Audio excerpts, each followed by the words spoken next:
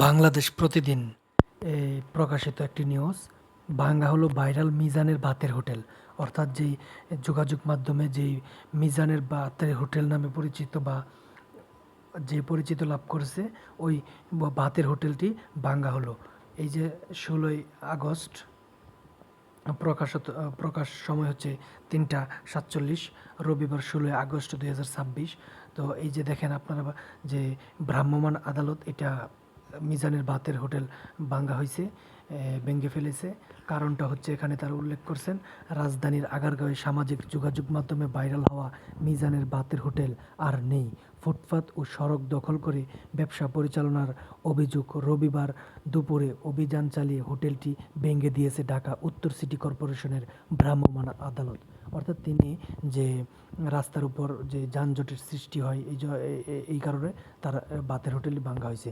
রবিবার 16ই আগস্ট দুপুরে সিটি কর্পোরেশনের যৌথ উদ্যোগে এ অভিযান পরিচালনা করা হয়। অভিযানে অবৈধভাবে গড়ে তোলা হোটেলটির অস্থায়ী কাঠামো উচ্ছেদ করা হয়। তারপর হচ্ছে কাফরুল থানার ভারপ্রাপ্ত কর্মকর্তা ওসি মোহাম্মদ সাইফুল ইসলাম এ তথ্য নিশ্চিত করেছেন। তিনি জানান, দীর্ঘদিন ধরে কাফরুল এলাকায় মূল সড়ক ও ফুটপাত দখল করে অস্থায়ী কাঠামো তৈরি করে ব্যবসা পরিচালনা করে আসছিলেন মিজানুর রহমান। এতে সাধারণ পথচারীদের চলাচলে বিঘ্ন ঘটার পাশাপাশি সড়কে যানজটের সৃষ্টি হয়।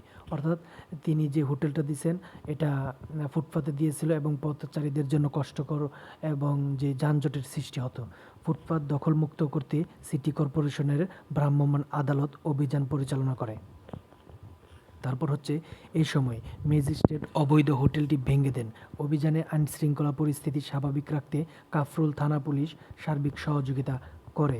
এর আগে 10ই আগস্ট আগারগাঁও এলাকায় মিজানের দোকানের অবৈধ বিদ্যুৎ, অর্থাৎ তিনি অবৈধ বিদ্যুৎ দিয়ে পরিচালনা করছিল এবং অবৈধ বিদ্যুৎ সংযোগ বিচ্ছিন্ন করার সময় পুলিশের এক সদস্যকে বোতল দিয়ে আঘাত করার অভিযোগ ওঠে মিজানের বিরুদ্ধে।